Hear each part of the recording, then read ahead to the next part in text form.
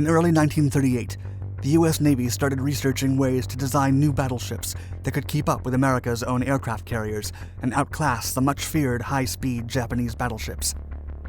Consequently, naval architects from the Navy's Bureau of Construction and Repair came up with several solutions, and the result was the impressive Iowa-class battleship, the last kind of American battleship and the last of its type in service around the world.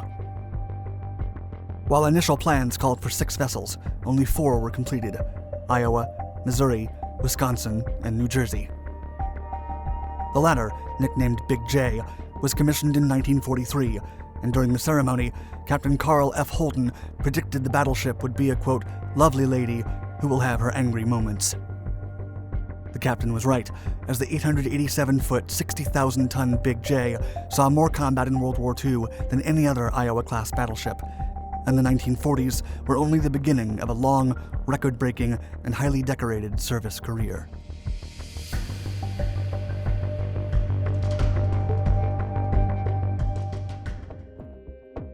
USS New Jersey was ordered on July 1, 1939, and was one of 4 completed Iowa-class battleships, including Iowa, Missouri, and Wisconsin.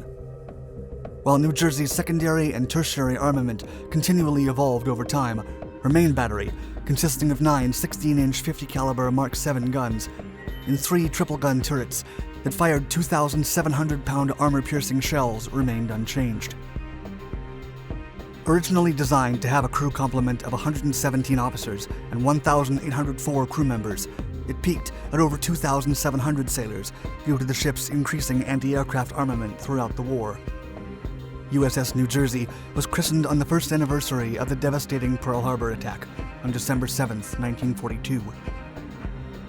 Launched stern first, the battleship's stern slid across the river to touch her namesake state for a brief moment, and was then towed to dry dock to finish construction and installation of her 3 massive armored gun turrets and much of the topside equipment. In the meantime, the ship's selected crew began to arrive to learn about the equipment they would operate once in dangerous waters. The USS New Jersey was commissioned into service with the U.S. Navy on May 23, 1943, under the command of Captain Carl F. Holden. Reporting to the Pacific in early 1944, the battleship saw combat for the first time during the Marshall Islands invasion, where the purpose was to establish airfields and naval bases in the area that would later allow air and maritime support for future operations all across the Central Pacific. Only Big J played a role in every significant amphibious invasion after 1943, including the Marshall Islands, New Guinea, the Caroline Islands, the Marianas Islands, the Philippines, the Palau Islands, Iwo Jima, and Okinawa. She twice attacked Truk Atoll, the Empire of Japan's main naval base in the South Pacific Theater, and performed the only surface combat of her class, sinking fleeing Japanese warships with her sister and leader ship, Iowa. New Jersey also bombarded several key Japanese bases and escorted carriers while attacking enemy forces on many Pacific islands, including the first major carrier raid on Tokyo, where her crew shot down 20 Japanese warplanes and kamikazes while also rescuing downed American pilots. Also, the Big J battleship fought in the 2 largest and most important battles of the Pacific War. First, in the Battle of the Philippine Sea in June 1944, the most significant carrier combat in history. In it, she helped destroy the impenetrable wall of anti-aircraft fire and decimated Japan's naval air arm in the Marianas Turkey Shoot, ending in an American victory. Only 3 months later, she led the Navy's main fleet in the Battle for Leyte Gulf, the largest sea battle of all time. While controversial, the October battle destroyed the Japanese fleet as a fighting force. New Jersey was also the only vessel to serve as a flagship for the U.S.'s 2 greatest admirals in World War II, Raymond Spruance and William Bull Halsey, Jr. As part of the Navy's main fleet, New Jersey took part in the Battle of Formosa, the invasions of Peleliu, Leyte, Mindoro, and Luzon, and the service's sweep through the South China Sea. Together, the 4 Iowa-class battleships spearheaded the American counteroffensive in the Pacific, but New Jersey was clearly the star of the lot. After fighting Axis ships and aircraft, escorting carriers, and bombarding islands all across the Pacific, Big J carried home thousands of American troops, eager to return to the mainland. There was no place or need for massive battleships in the post-war world, and Big J was decommissioned in 1948. However, unlike many warships that were dismantled and sold for scrap, the Department of Defense decided to maintain the Iowa-class battleships should the need arise. In 1950, when North Korea invaded the South, the United States was prompted by the UN to intervene in the conflict. While caught off guard, President Harry S. Truman quickly sent the American forces stationed in Japan to South Korea. It was time for New Jersey to resurface, and on November 21, 1950, with Captain David M. Tyree in command, the battleship was recalled from the reserve fleet to provide seaborne artillery support. Big J then arrived off the east coast of Korea on May 17, 1951, and the vessel once again became a flagship when Vice Admiral Harold M. Martin, commander of the 7th Fleet, placed his flag on her for 6 months. 3 days after her arrival, New Jersey's guns opened the first shore bombardment of her career in Korea at Wonsan in the north. There, Big J and her crew used her 16-inch guns to fire far beyond the capacity of land artillery, moved at 30 knots from one target to another without seeing any major attack, and interrupted communist supply and communication routes. In addition, the battleship was constantly available upon request to guard aircraft carriers should they require her protection. According to several Navy officials, during her 2 duty tours in Korean waters, she displayed some of the most impressive shooting skills they'd ever seen, while taking part in the Navy's Seaborne Mobile Artillery Team. Then, on her last mission in July of 1953, she destroyed several North Korean bunkers, caves, trenches, and large-caliber guns. Days later, the war was over. New Jersey was decommissioned and placed in the Moth Fleet, or Reserve, on August 21, 1957, where she remained for over a decade. As the Vietnam War reached its crescendo, the loss rates of United States aircraft became astronomical. Thus, Secretary of Defense Robert McNamara authorized a study on May 31, 1967, to determine a way to alleviate the air losses while also delivering the required ordnance payloads. The answer came in August of that year, when McNamara decided to recommission the battleship into the Pacific Fleet and increase the naval gunfire support in Vietnam. The vessel would work as a low-risk way to bombard coastal targets day or night, rain or shine, without losing aircraft and pilots. Also, other than tactical aircraft and several torpedo boats, North Vietnam had little in its arsenal that could seriously damage a battleship. New Jersey was the perfect option for this mission, as she was in much better condition than her sisters, and because of the extensive overhaul and maintenance she received prior to her second decommissioning. Big J was officially recommissioned on April 6, 1968, with Captain J. Edward Snyder in command. Upon her reactivation, she underwent another modernization process and was fitted with improved electronics, a helicopter landing, and guns better suited to reach targets in Vietnam.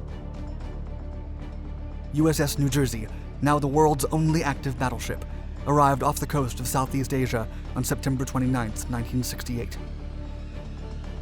The very next day, the mighty boat fired her guns for the first time in over 16 years, expending a total of 29 16-inch rounds against North Vietnamese targets in and around the demilitarized zone's 17th parallel. During her tour in Southeast Asia, the battleship traveled all along the coast, relieving American tactical air forces from missions nearby. The battleship and her crew also responded to calls for fire from the 101st Airborne Division, the 1st and 3rd Marine Divisions, and the 173rd Airborne Brigade. During her time in Vietnam, between September of 1968 and April of 1969, New Jersey fired a total of 5,688 16-inch gun rounds and almost 15,000 5-inch gun rounds, more than the shells she fired during World War II and the Korean War combined. As predicted, the battleship was never seriously attacked by North Vietnamese forces. Mighty Big J had done it again. After her first Vietnam tour, the battleship returned to California to prepare for a second tour that never came, and her crew was stunned to find out the ship was scheduled to be inactivated once again. Even a volunteer military found it difficult to financially support the 1,600 crew vessel while meeting the demands of both Vietnam and the Cold War, and the mighty but old battle wagon was decommissioned once again in 1969. The ship remained as such until President Ronald Reagan initiated the 600-ship Navy in 1981. This program called to rebuild the American Navy's fleet after major cutbacks following the Vietnam War. The strategy was an essential plank of Reagan's 1980 presidential election that advocated for a large and powerful fleet to confront the Soviet Union, and all 4 Iowa-class battleships were eventually reactivated and upgraded with modern combat systems and electronics. Thus, New Jersey and her sister ships were rearmed for the threats of the late Cold War era, and the ship would go on to serve in Lebanon and the Persian Gulf. However, the Red threat had mainly subsided by the end of the decade, and it was clear that battleships were no longer needed in the modern world. Consequently, the majestic battleship was decommissioned for a 4th and supposedly final time. Big J rendered more active service than any of her sister ships, serving for over 21 years, which was 2.5 more times than Iowa, 5 more times than Missouri, and almost a decade more than Wisconsin. She is also the most decorated battleship in United States Navy history, having earned a total of 19 battle and campaign stars.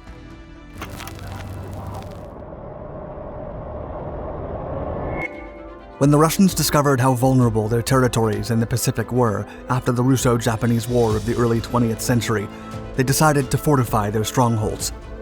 Hence, by the time World War II broke out, they were more than ready to fend off their old opponents from the shores of Ruski Island. To protect the city of Vladivostok in eastern Russia, the Soviet Navy had created a system of coastal defenses that was admired by its allies and respected by its enemies, the Vladivostok Fortress. Still, it wasn't until the 1930s that the complex was crowned with the Voroshilovskaya Battery, the repurposed main turrets from the antique battleship Poltava, which reincarnated as the Battleship in the Mountain, and served her country like she wasn't allowed to in her previous life.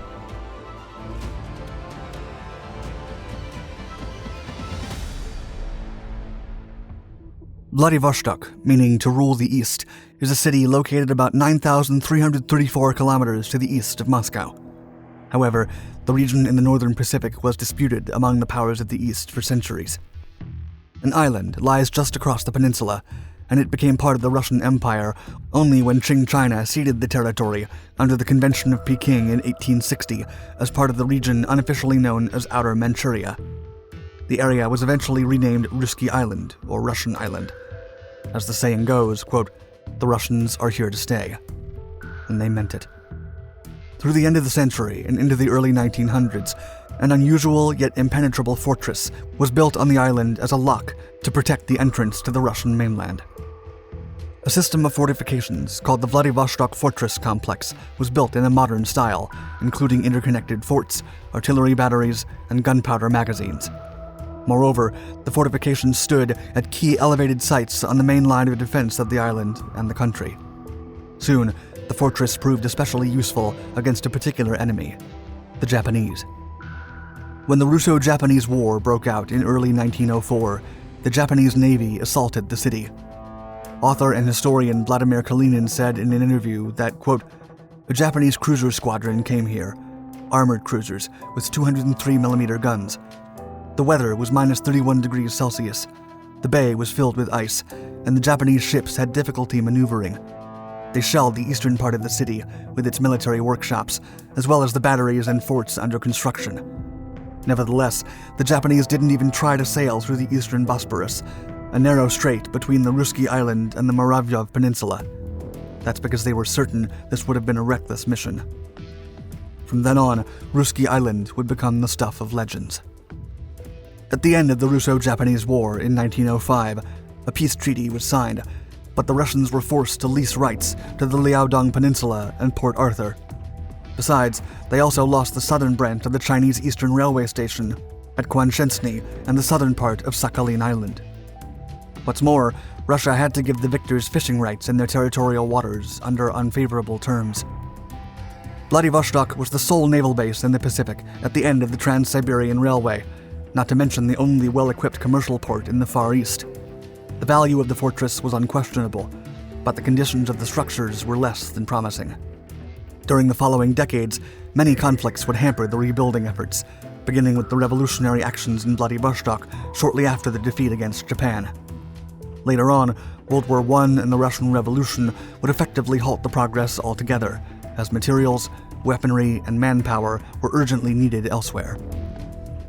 As the years passed, the structure continued to deteriorate, and it wasn't until the 1930s that the Russians, now under the communist regime, were once again threatened by their neighbors.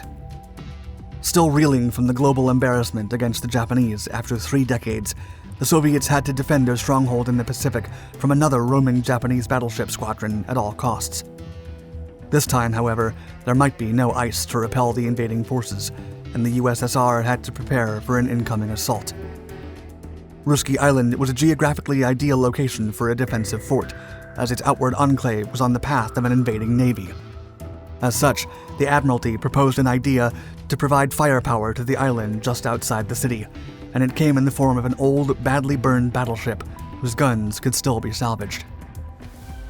Poltava was the second of the Gungut-class battleships, the first class of dreadnoughts in the history of the Russian Navy. She was also the 7th of 7 ships named after the Russian victory over Sweden in 1709. Built by the Admiralty shipyard at St. Petersburg, she was laid down in June of 1909 and launched 2 years later. The battleship was completed and combat-ready by 1915. Poltava was to defend the mouth of the Gulf of Finland against the Germans. Nevertheless, the enemy never attempted to enter, and she was instead assigned as a training vessel and provided cover for mine-laying operations. Most of the Baltic Fleet evacuated the area in March of 1918, and she was laid up due to a shortage of crews. Then, in November of 1919, the dreadnought suffered a severe fire that broke out in her forward boiler room, gutting much of her interior. Although many proposals were made to reconstruct or even modernize the ship over the next 2 decades, none were carried out. In the meantime, Poltava became a source of spare parts for her sister ships and was also used as a barrack ship. Deemed beyond salvageable, she would never serve as a standalone vessel, and the Russian Navy eventually saw an opportunity to harvest her still-functioning guns to defend Vladivostok.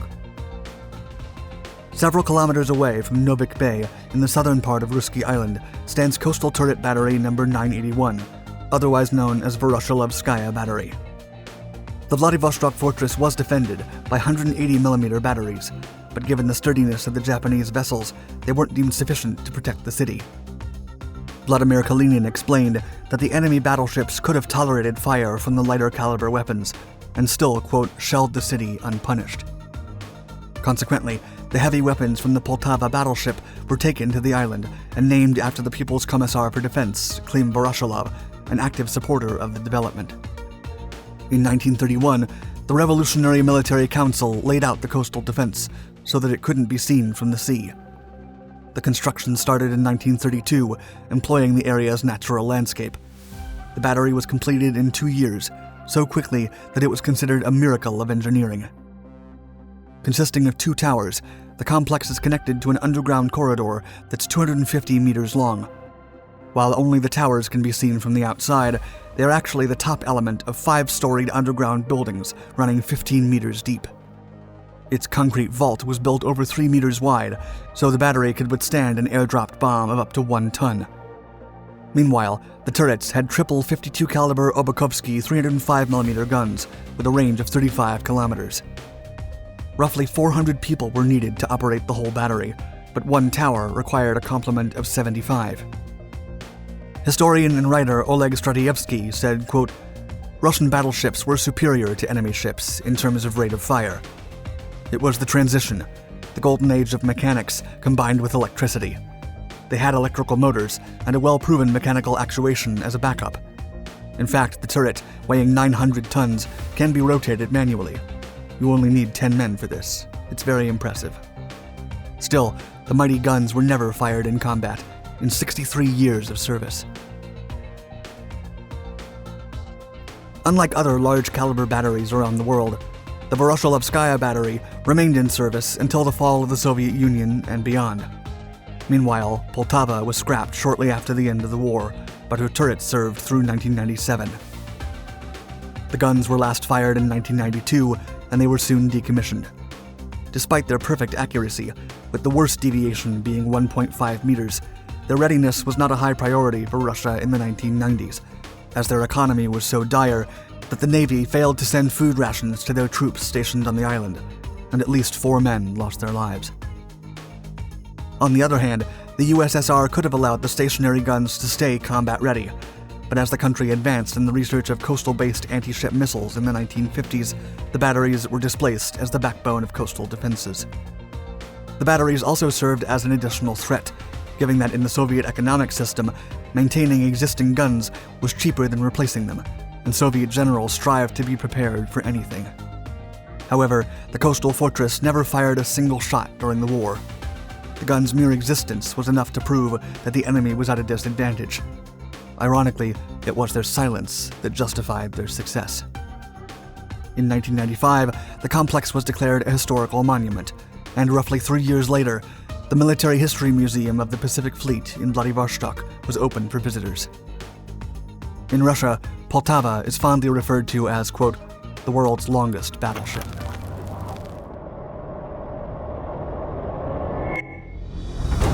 It was the height of the First World War.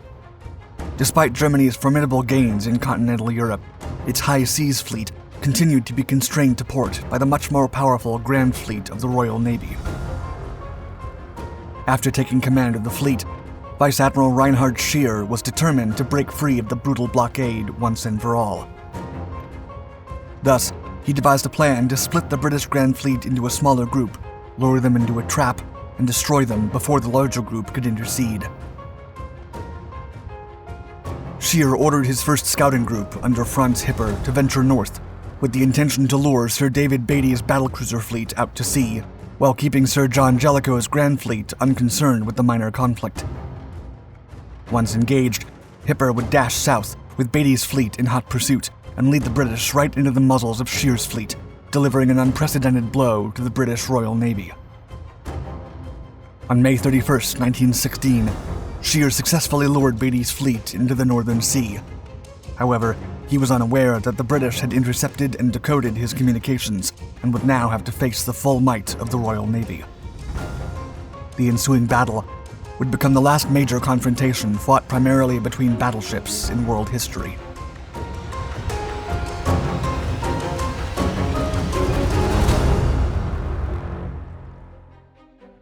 It had been 2 years since the start of World War I, and no major naval battles had taken place so far. The Germans knew that their high seas fleet was numerically inferior to the British Grand Navy, which had centuries of tactical naval tradition that often gave them the advantage. Meanwhile, the British figured that as long as the German fleet didn't pose a threat to their sea lines and supply ships, it wasn't worth trying to destroy it and risk being targeted by their feared U-boats. Thus, the German Navy made no efforts to leave its ports, leaving the work to the submarines. On the other hand, the British left the German ships alone, imprisoned in their own waters. The Germans planned to use their U-boats to slowly reduce the number of British warships until their fleet would be weakened enough for the high seas fleet to destroy it. However, the British were not too concerned about the German submarines by then, and did not feel compelled to unleash their Grand Fleet into the Northern Sea. It wasn't until Vice Admiral Reinhard Scheer replaced the cautious Admiral Hugo von Pohl as Commander-in-Chief of the High Seas Fleet that peace would be threatened. Knowing that he could not hope to face the entire Royal Navy fleet, Scheer devised a plan to lure a smaller section out to sea and destroy it before the rest of the British Navy could do anything about it.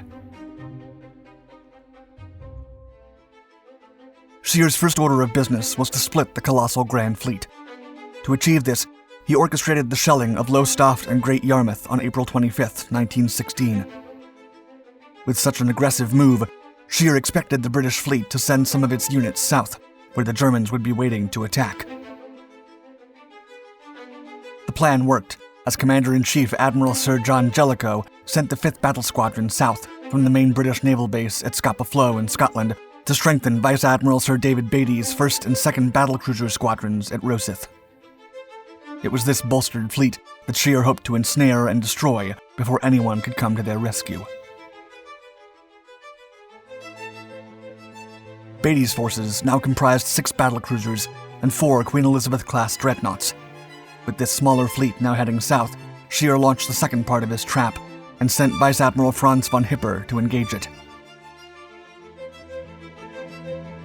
Hipper's scouting group consisted of the battlecruisers Lützrow, Derflinger, Seydlitz, Moltke, and Von der Tann, accompanied by 4 light cruisers steaming north to a point off the Norwegian coastline. The presence of Hipper's fleet in northern waters would hopefully lure Beatty's ships to intercept it. The plan was that Scheer would be following 50 miles behind the scouting group, and once the smaller fleets engaged, he would preclude the British with the entire force of the High Seas Fleet to destroy them in one swift attack. With Beatty's fleet destroyed, the High Seas Fleet would be in a much better position to confront Jellicoe and contend for naval supremacy in the Northern Sea.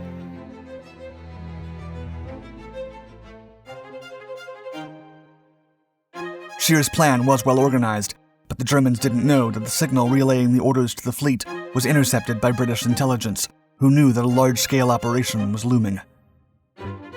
Jellicoe was immediately notified, and even before Hipper's scouting group left port, the entire Grand Fleet was at sea, dashing at full speed to meet with Beatty's fleet near the entrance to the Skagerrak, not far from where the Germans wanted to engage them.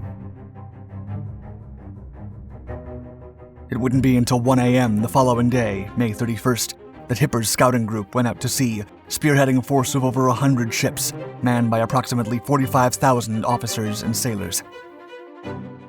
Scheer had no idea that his trap scheme would be interrupted by an ambush of over 151 ships and 60,000 men, in what would become, by then, the biggest naval battle in history. By 1:30 p.m. on May 31st, both fleets were moving in a direct collision course, but neither side knew how close they actually were to the enemy. At that point, Hipper had no way of knowing if his move north was successful in luring out Beatty's fleet. Meanwhile, the British were certain the move would turn out to be another fruitless sweep, and that they would not encounter any German vessels. This idea was reinforced once Jellicoe learned that the call sign of the German flagship was still being heard from the Yadabusen port, indicating that the German ships had not actually moved.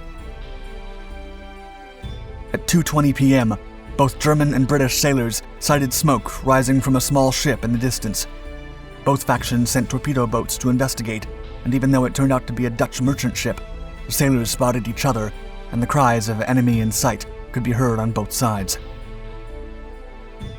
The bulk of the Royal Navy Grand Fleet was still 56 miles north of Beatty's position, and the Germans initially believed they had the upper hand. As soon as the torpedo boats started to engage each other, Hipper and Beatty moved their main warships towards them, and by 3:20 p.m., both fleets were in line facing each other and ready to unleash their guns. Soon, Hipper's flagship, Luttrow, fired at the British ships. There was no turning back.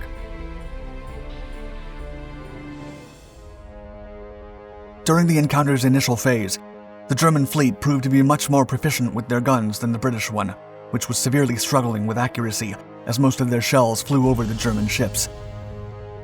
Meanwhile, the Germans achieved hit after hit, delivering significant damage to Beatty's forces. The Lion, Princess Royal, and the Tiger ships were hit repeatedly, and Indefatigable, caught by 2 salvos from Von der Tann, soon capsized and sank. The 5th Battle Squadron then joined the British line, after being left behind on the initial dash to face each other. Their heavy guns caused such devastating damage to Hipper's battlecruisers that the German torpedo boats had to move between the two forces to draw some of the fire being dealt upon the German warships. Nevertheless, the Germans continued to show formidable precision, and soon the British battlecruiser Queen Mary blew up with a splintering explosion, having been hit in her main magazine. Then, as the battle raged on, a British light cruiser squadron patrolling south of Beatty's main force spotted Scheer's High Seas Fleet approaching the battlefront. After learning that the entire German fleet was participating in the battle, Beatty immediately withdrew from the engagement, leading the Germans to think he was retreating, when he was actually luring them north into the full might of the Grand Fleet. The situation was critical, visibility was dropping drastically, and Jellicoe was still about 40 miles off Beatty's position, traveling in a 6-column formation. Moreover, Jellicoe still ignored the enemy fleet's exact position and urgently needed that information to decide when to shift into a single-line attack formation. As desperation was taking over, Jellicoe suddenly received a radio transmission from Beatty, indicating the position and direction of the German fleet. In the most consequential decision of the entire battle, Jellicoe ordered his main battle fleet to deploy on the port wing division, thus giving the British the benefit of what little light remained and cutting the line of Scheer's retreat. Then, as the last British battleship turned into line, the gloom cleared slightly to reveal the leading ships of the High Seas Fleet heading directly to them. About 100 warships were now ready to fire in the direction of the German forces. The moment was an absolute triumph for Jellicoe, as the German fleet found itself restricted to using its frontal guns while continuing to advance toward the British trap. A barrage of destruction then rained down on the High Seas Fleet, but thanks to the German robust ship construction and the deficient British munitions, the German fleet wasn't immediately destroyed. They even managed to destroy HMS Invincible before ordering a retreat. The maneuver was executed perfectly, with the German torpedo ships launching smokescreens to cover Scheer's retreat, while the British remained confused as they witnessed the Germans fleeing after only losing a few warships.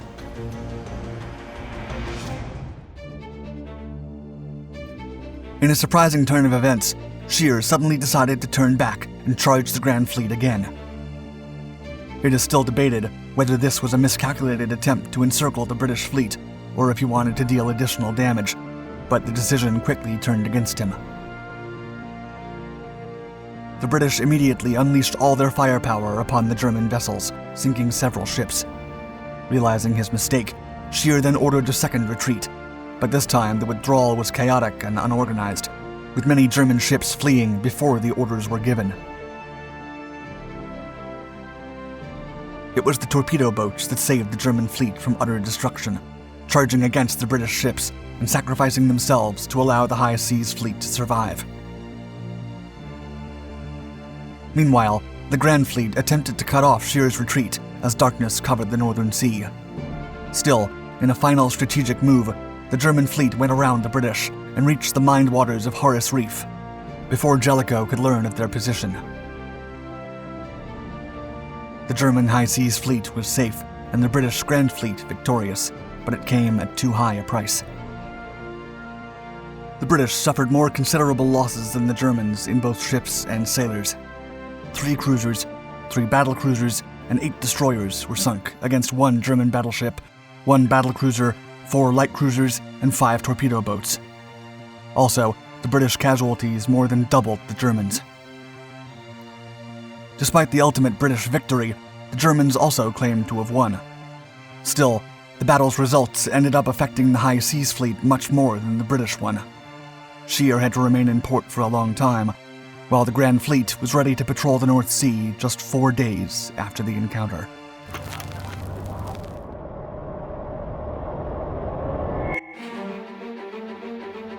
Frustrated by Norway's neutrality at the start of World War II and its unwillingness to allow Allied troops to cross the country to aid Finland during the Soviet invasion of 1939, France and Britain concocted Plan R4, a major military operation to occupy Norway. Upon learning of the plan, Hitler decided to beat the Allies to the punch by seizing Norway before they did. The full might of the Kriegsmarine then dashed to Norwegian ports, posing as friends, but demanding the local navy in the strategic town of Narvik to hand over all their warships. Still, by rushing to Narvik, the Kriegsmarine had exposed itself, and the Royal Navy would not waste the chance to cripple the German Navy in one swift but decisive move.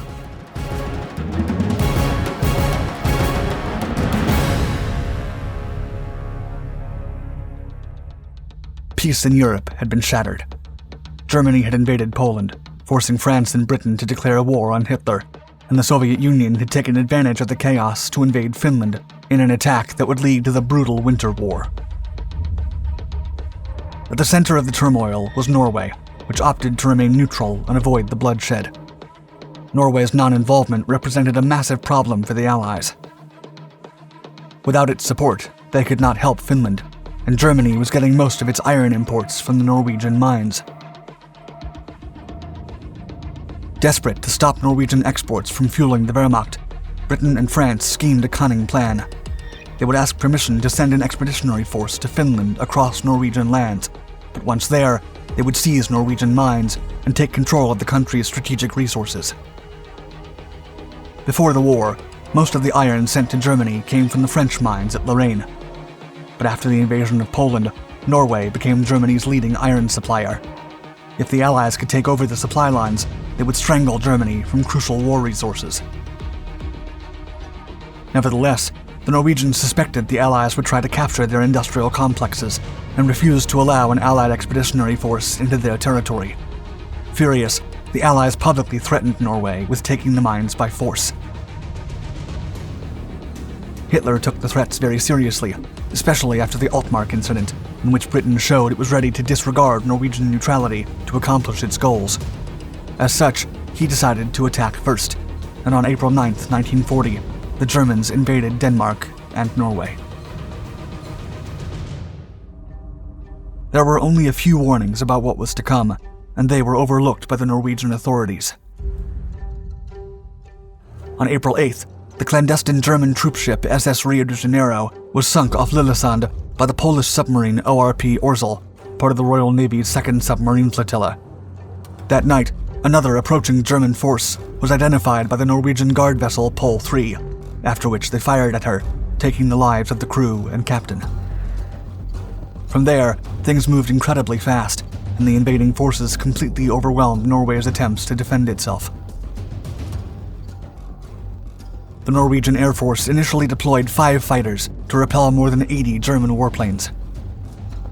Soon, the first successful paratrooper assault in history was carried out by the Germans when they landed airborne troops at the Fornebu Airport in Oslo, the Kristiansand Airport in Kjevik, and the Sola Air Station.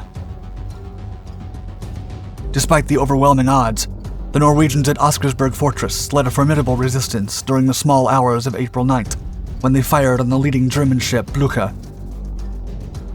Moses and Aaron, the two 48-year-old German-made Krupp guns in the fort, rained hell over the German fleet until Blücher, incapable of maneuvering in the narrow fjord, finally sank.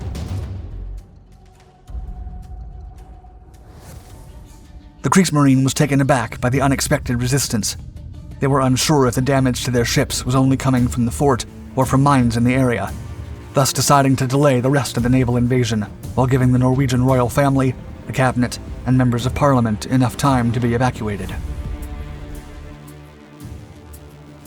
During the escape, the court had to witness the Battle of Midtskogen and the shelling of Elverum and Nybergsund. Still, they managed to survive and set up a government in exile in Britain. At the same time, Norwegian military officer and Nazi sympathizer Vidkun Quisling tried to seize power over Norway via a radio address to establish a Nazi Norwegian government as the invasion was taking place. Ports and strategic posts at Bergen, Stavanger, Egersund, Kristiansand, Arendal, Horten, and Trondheim were overwhelmed and captured in less than 24 hours, while the Norwegian armored coastal defense ships Norge and Eltsvold attempted to defend the port of Narvik. However, they could not contain the might of the German Navy, and they were sunk shortly after the initial attack on the strategic port. The German invasion of Norway had been a massive success, with all the local defenses mostly crumbling. Still, not everything went according to plan. The trip to Narvik was long, and Germany had arranged for at least 3 tankers to sneak into the port ahead of the invasion. Of the 3 fueling ships, only one managed to dock safely, while the others were captured or sunk by the Norwegian and British forces. By the time Germany seized the port of Narvik, its fleet of destroyers was mostly depleted. Refueling with a single tanker was a long and complicated process. During the initial attack, the Royal Navy made several attempts to intercept the Kriegsmarine, albeit to no avail. Still, Commodore Bernard Warburton Lee, the commander of the 2nd Destroyer Flotilla, now knew where the German warships were, and better yet, he knew they were probably low on fuel. Consequently, the 2nd Destroyer Flotilla moved to Narvik in an earnest attempt to deliver a devastating surprise blow and destroy the German fleet. The endeavor would not be easy, but Warburton Lee had 5 H-class destroyers at his command: HMS Hardy, Hotspur, Havoc, Hunter, and Hostile. In addition, He'd been informed by Norwegian pilots that there were 6 German destroyers at Narvik, and hoped the element of surprise would be enough to even the odds. On the early morning of April 10th, the 2nd Destroyer Flotilla arrived at Narvik, hidden by a dense snowstorm. The British emerged from the fog and swiftly assaulted 2 German vessels, currently being refueled by the lone tanker Jan Velum. The first naval battle of Narvik was about to begin. Anchored beside Jan Velum, the German destroyers Hermann Kühne and Hans Ludermann were suddenly engulfed by a gust of enemy fire from an approaching enemy flotilla. Both were utterly unprepared for combat and would soon be sunk if they didn't receive support quickly. Fortunately for the Kriegsmarine sailors, a larger German force was just exiting the Narvik port, and the British fleet switched gears to ambush the incoming destroyers. However, the German enemy struggled to rearrange into combat positions, and the British soon had the upper hand. The 5 British vessels struck in a coordinated assault, and it only took them a few minutes to sink the destroyers Wilhelm Heldkamp and Anton Schmidt, while severely crippling Dieter von Roeder and lightly damaging the 2 other destroyers being refueled. Meanwhile, the German troops on the ground immediately began firing at the assaulting destroyers, and the British returned the fire from the deck of their ships. As the defense from the shoreline became more significant, the British ships were forced to withdraw, as they had no landing force capable of neutralizing the German ground troops. Still, HMS Hostel unleashed her torpedoes at the merchant ships docked at the harbor before leaving. The lethal attack destroyed 11 merchant ships, 6 German, 1 British, 2 Swedish, and 2 Norwegian. According to the reports, the British had disabled 5 of the 6 German destroyers in the region. Warburton Lee had been inadvertently misled. There were 10 destroyers in Narvik instead of 6. As the British emerged from the port, they were suddenly engaged by the German destroyers Wolfgang Zenker, Erich Kölner, and Erich Giese, which darted abruptly from the Herjungsfjord, a northern branch leading to Narvik. The German vessels were joined by destroyers Georg Thiel and Bernd von Arnim from Belangen Bay. Surprised and low on ammunition, the British were forced to fight against 5 fully armed German destroyers.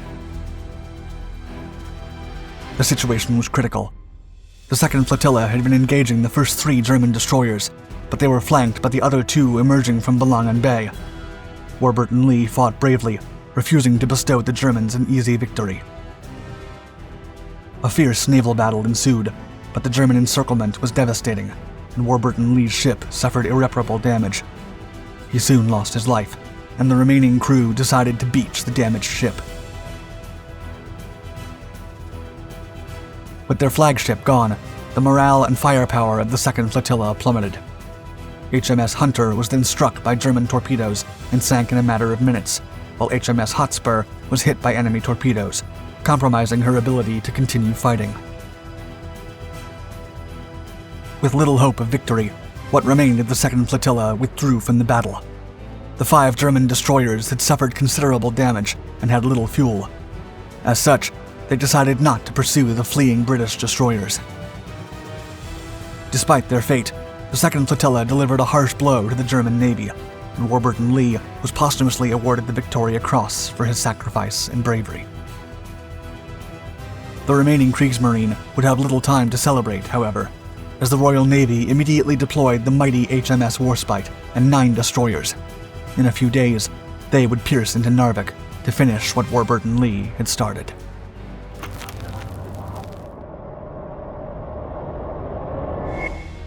As World War II reached its dramatic conclusion, one American battleship would carve her name in U.S. Navy history.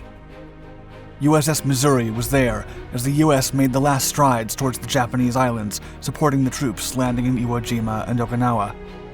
As the atomic bombs were being prepared for their earth-shattering debut, Missouri rained hell over the very heart of Japan, bringing the stubborn empire to its knees.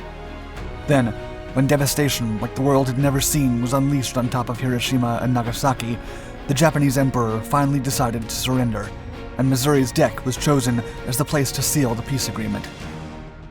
With the war over and the age of battleships long gone, The world believed USS Missouri would be decommissioned and forsaken. But years later, the vessel was resurrected and equipped with Tomahawk missiles for a new age of warfare.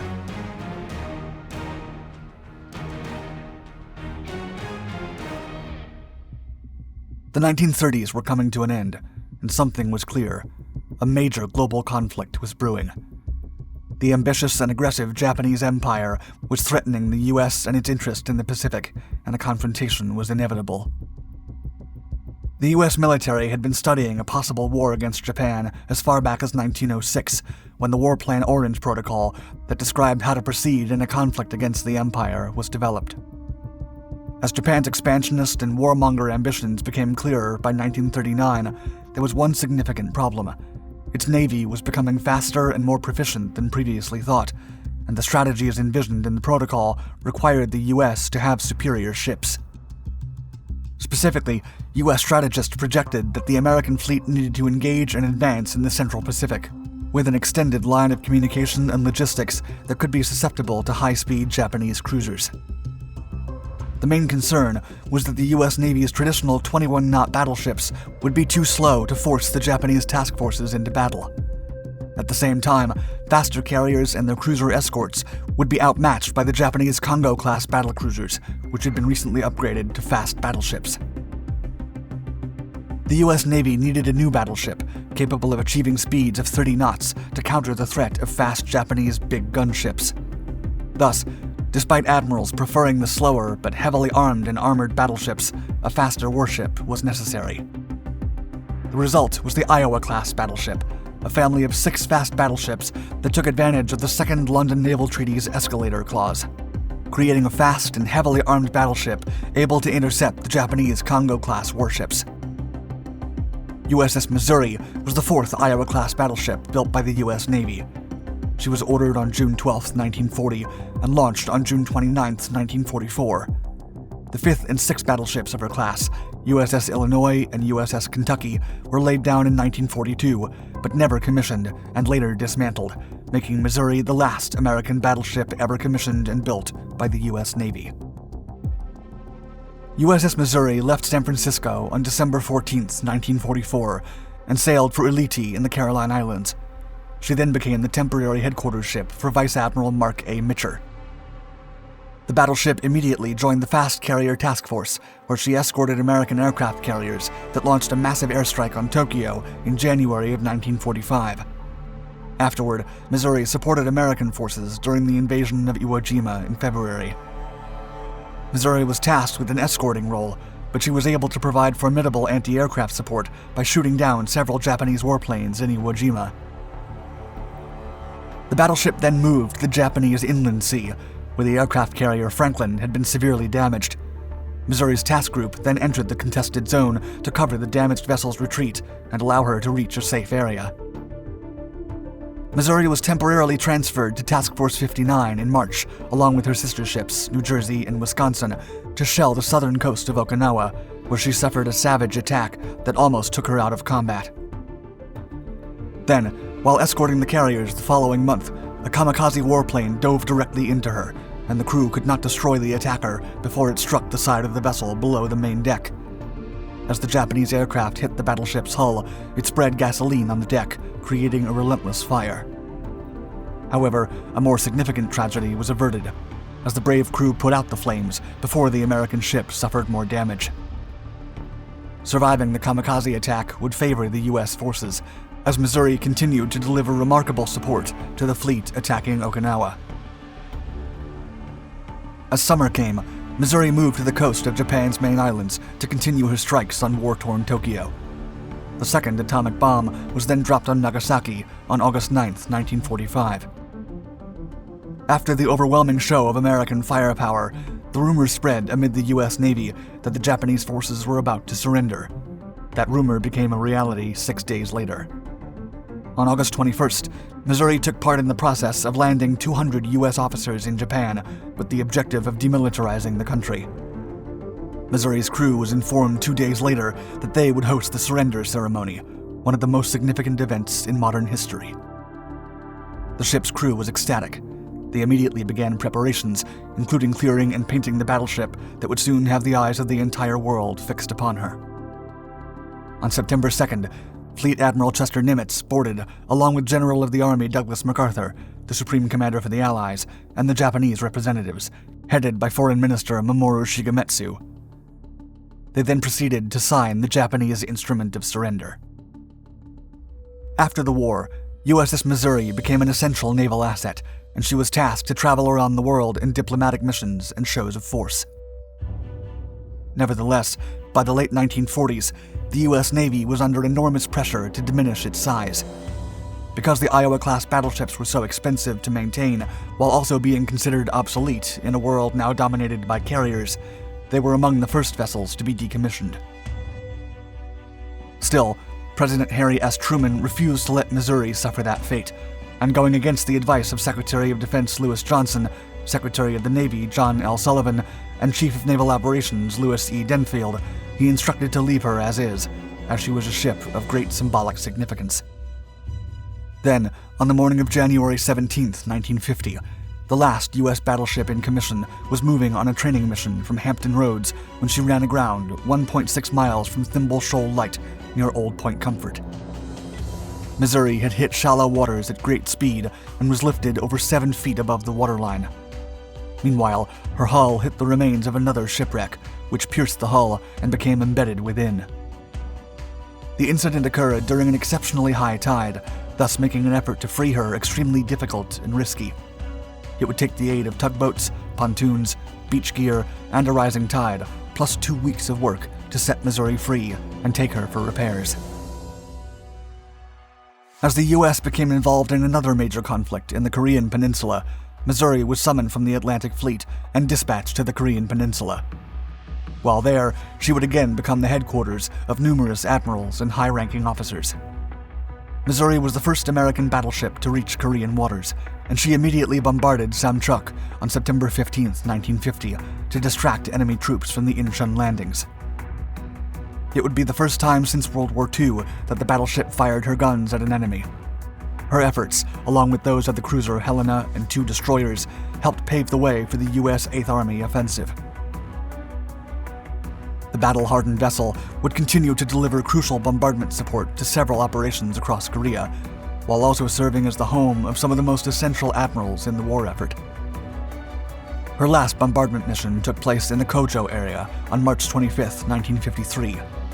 The following day, her commanding officer, Captain Warner All Edsel, suffered a fatal heart attack while maneuvering her through the submarine net at Sasebo. She was then relieved as the 7th Fleet flagship by her sister ship, New Jersey, which had been recently reactivated. Missouri finally retired from the U.S. Navy after continuing to serve away from Korea. Still, her historical importance gave her a unique retirement plan. She was moored at Bremerton, west of Seattle, Washington, and served as a popular tourist attraction, drawing millions of visitors eager to see the surrender deck where Japan had renounced its war effort. In the summer of 1984, under the Reagan administration's program to build a 600-ship navy, Missouri was reactivated and towed to the Long Beach Naval Yard to undergo modernization. The iconic American vessel was upgraded with the most advanced technology of the time: 4 Mark 141 quad-cell launchers for Harpoon anti-ship missiles, 8 Mark 143 armored box launcher mounts for 32 Tomahawk cruise missiles, and 4 phalanx rotary cannons for defense against enemy anti-ship missiles and aircraft.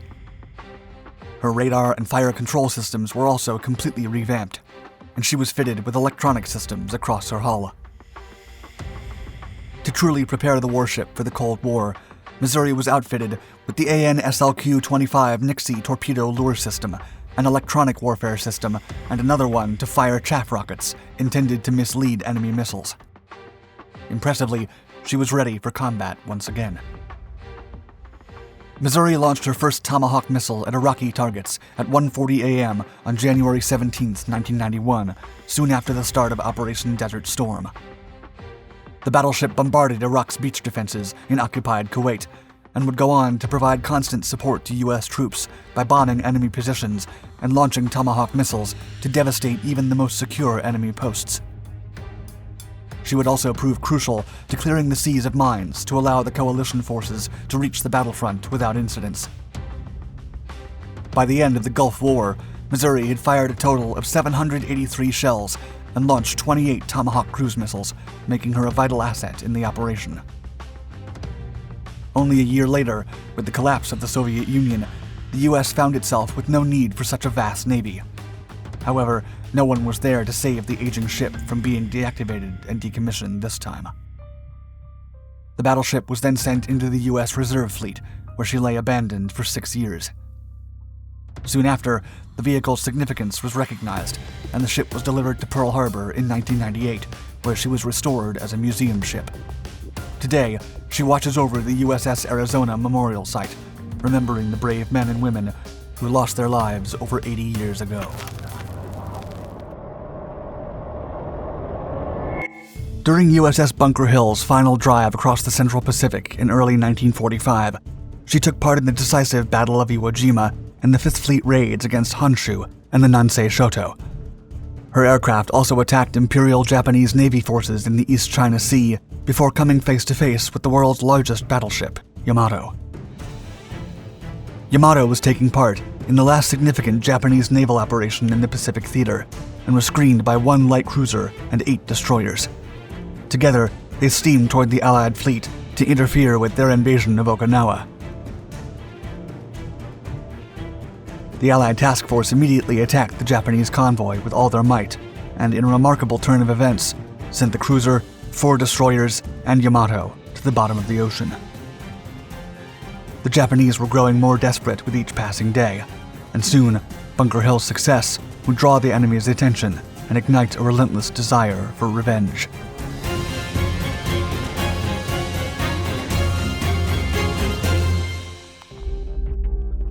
USS Bunker Hill was laid down on September 15, 1941, at the Bethlehem Steel Company's Fall River Shipyard in Massachusetts, and was given the hull number 1509. She was one of 24 Essex-class aircraft carriers built for the U.S. Navy during World War II, and was named after the American Revolutionary War Battle of Bunker Hill. The ship was launched over a year later and commissioned in the summer of 1943, under the command of Captain J.J. Ballantyne. At the end of June, the ship took aboard her air group at Norfolk, Virginia, and departed south to Trinidad on her shakedown cruise 2 weeks later. Then, after a few weeks, she returned to Norfolk and prepared to enter the real war. On September 4th, Bunker Hill sailed south to the Panama Canal on her way to San Diego. Once on the west coast, she would steam for Pearl Harbor, and finally, the Pacific Theater of Operations. Subsequently, the carrier participated in several battles across the Southwest and Central Pacific. And as the fight against the Nippon Empire was reaching its end, the carrier would aid in the drive toward the Japanese homeland through the bitter battles of Iwo Jima, Okinawa, and the raids on the mainland.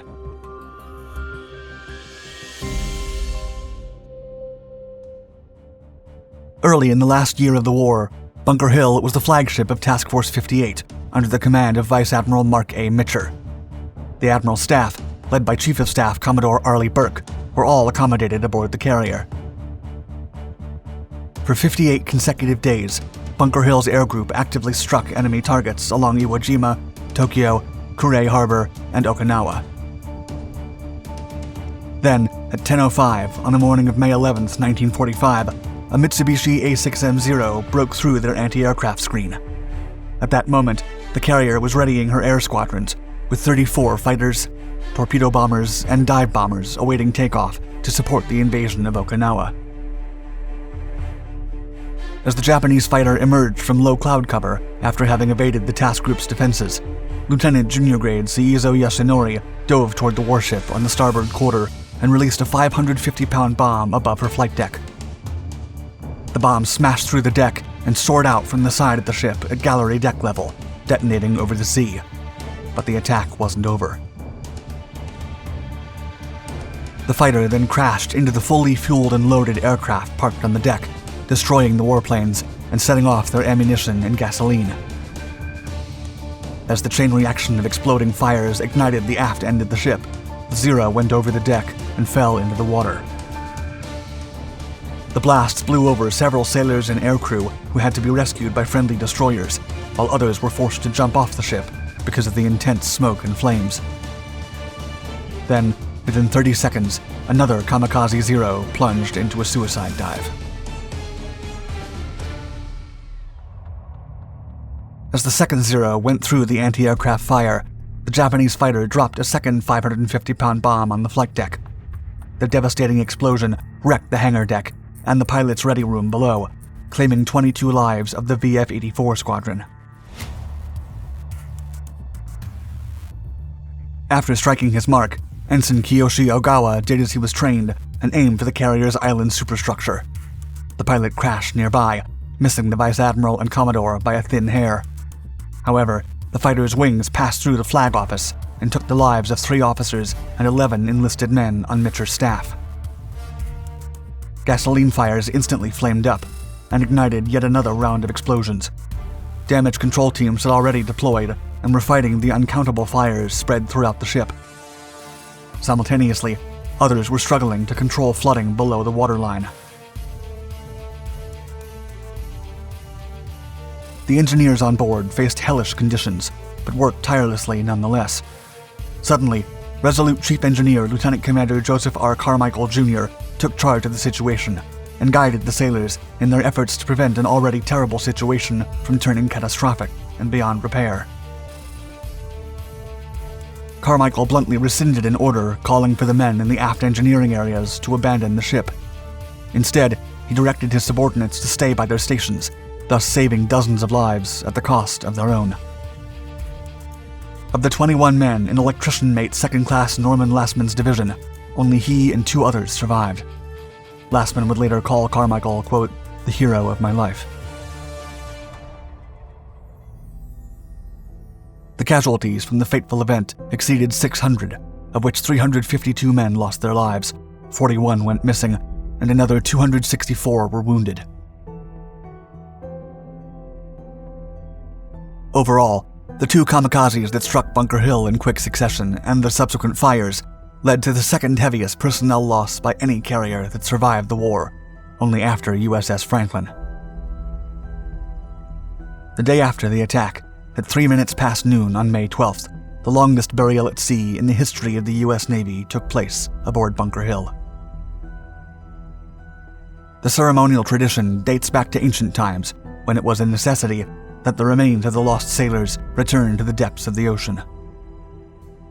During World War II, several navies conducted similar ceremonial burials at sea, often while still stationed in combat areas. The ceremonies were as brief as possible, but the burial of the sailors lost at Bunker Hill lasted nearly 8 hours. A rabbi, a Protestant minister, and a Catholic priest offered prayers for the 352 individuals, according to their religion. And for 24 unidentified sailors, all 3 prayed over each one. Those who survived remained on the flight deck for almost the entire ceremony, but many wandered off, overwhelmed by the emotional tribute to their peers. Suddenly, a Marine honor guard fired a 21-gun salute for the fallen men as 6 burial chutes sank to the deep. The somber event was finally over by dusk, and the exhausted crew prepared to make their way to Ulithi Atoll. In the words of Guy Nasuti of Naval History and Heritage Command, quote, the ceremony was not only a testament to the fallen, but to the survivors, who worked long hours and endured untold horrors in order to lay their fallen brethren to rest. After a brief stop at Pearl Harbor, the carrier steamed back to the mainland U.S. Once in Puget Sound Navy Yard in Bremerton, Washington, she underwent several repairs. While there, the crew received news that the hostilities had ended for good. The men were given survivor's leave and returned home, and Bunker Hill would only serve once more during Operation Magic Carpet, bringing American servicemen back to the U.S. from the Pacific. The vessel made return trips to the West Coast from the Philippines, Guam, and Saipan. On Navy Day in October of 1945, the ship was opened for visitors in Seattle, Washington. She was then deactivated in January and decommissioned a year later. Even as she was reclassified 3 times during her time in reserve and became an auxiliary aircraft transport carrier, Bunker Hill would not see service again. Notably, all the Essex-class aircraft carriers survived the war, and after the conflict, Bunker Hill was surplus to the needs of the Navy. She and her sister Franklin, both of whom suffered severe damage, were permanently withdrawn from service. Both ships had been completely repaired, and the Sea Service actually envisioned a so-called ultimate reconfiguration that would leave them ready to serve again. However, the refitting never took place. Bunker Hill was stricken from the Naval Vessel Register in November of 1966, and she then served as a test platform in San Diego for stationary electronics trials through the 1970s. The carrier was finally sold for scrap in mid-1973 after a failed attempt to preserve her as a museum ship.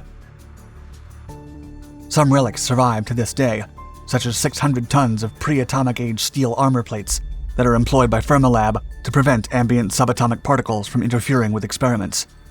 Incidentally, protective shrouds from her mothballing were used for a residence in West Lynn, Oregon, and incorporated into a dome. Bunker Hill's bell was retrieved from the scrapper and put on display at the San Diego Air and Space Museum until 1986, when it was provided to her namesake, the guided missile cruiser USS Bunker Hill. For her 18-month service during the Pacific War, the aircraft carrier received the Presidential Unit Citation, as well as 11 battle stars, honoring her career from the first combat in the Solomon Islands until she was knocked out of the war by one of the most disastrous kamikaze attacks in naval history.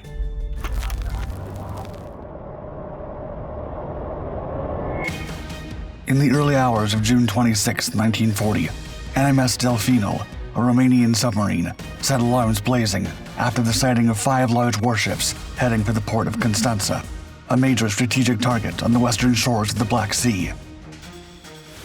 Romania had just joined the Nazis and attacked Soviet airfields, destroying 37 bombers in one mission. The Soviet Black Sea Fleet was now on the hunt for revenge.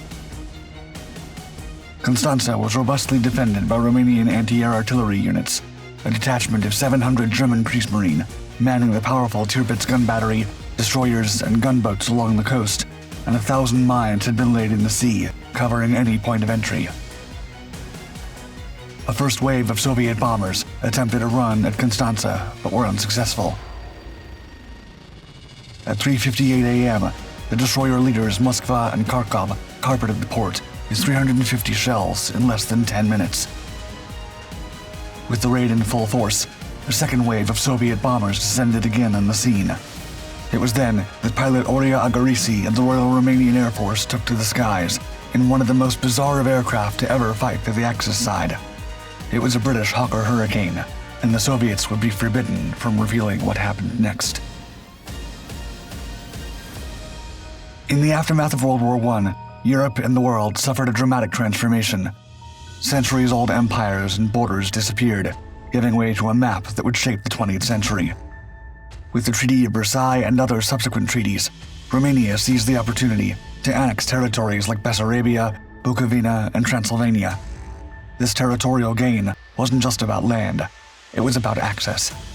The expansion significantly increased Romania's Black Sea coastline, turning the port city of Constanța into a maritime jewel.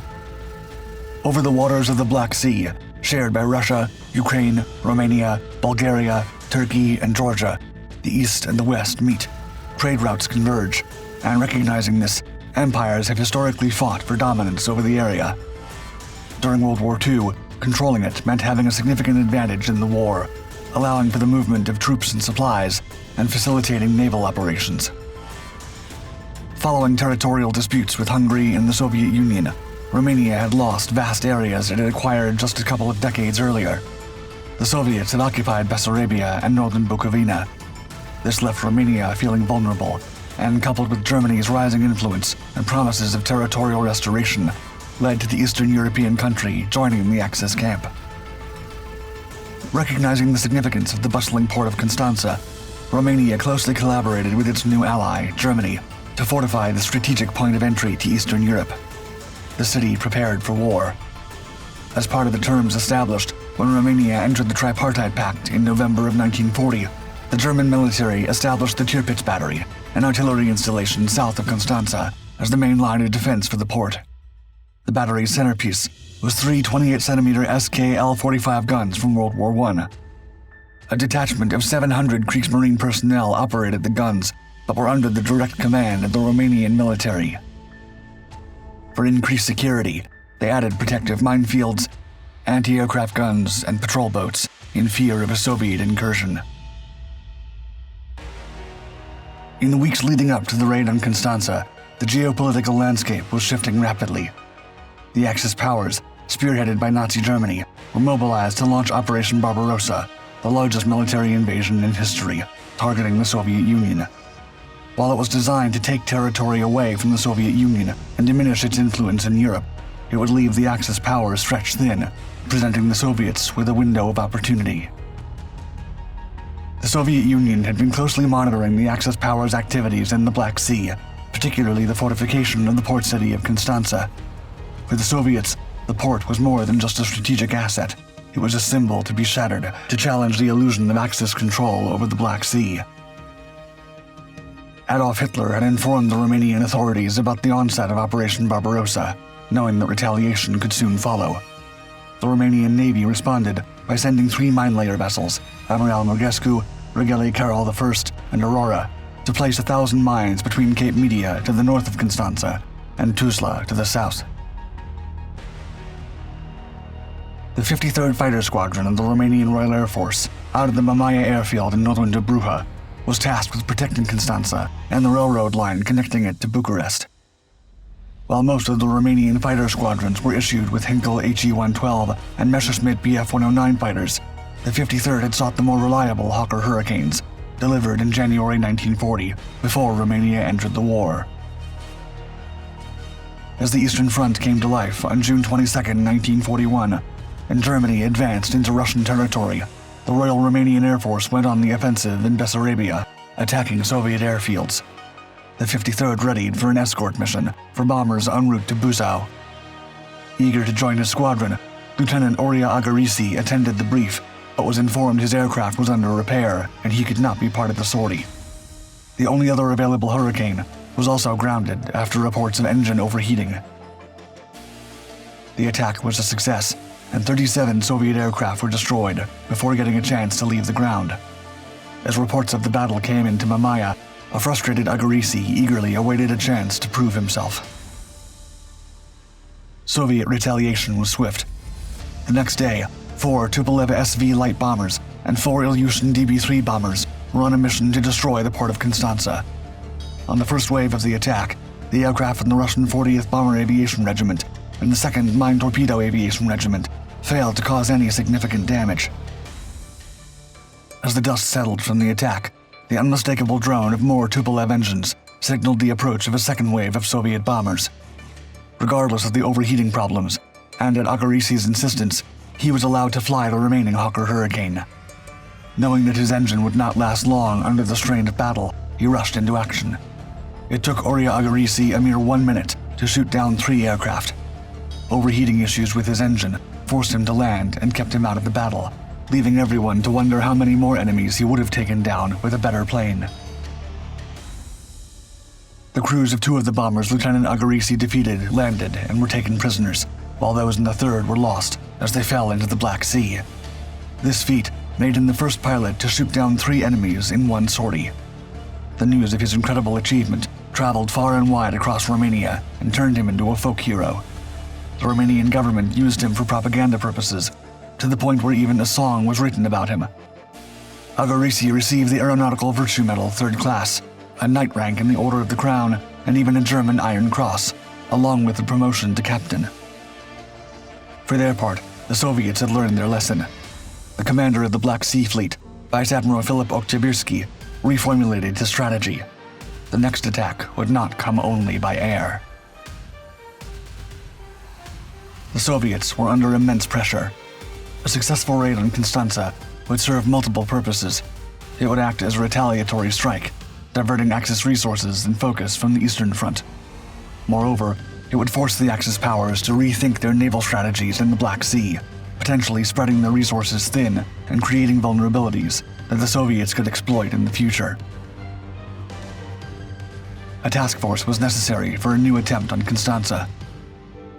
The Voroshilov group comprised 2 Leningrad-class destroyer leaders, Moskva and Kharkov, followed by 2 destroyers, Shmishleny and Zobrazhitelny, and 1 cruiser, Voroshilov. A second task force, led by the battleship Paraskaya Komuna, was to take a position 100 miles away from the port and hold. This would ensure that if the first task force was successful, there would be an invasion group at the ready to take over the port. At 12:30 a.m., the attacking formation was spotted approaching from the east by the Romanian Royal Navy submarine NMS Delfinul.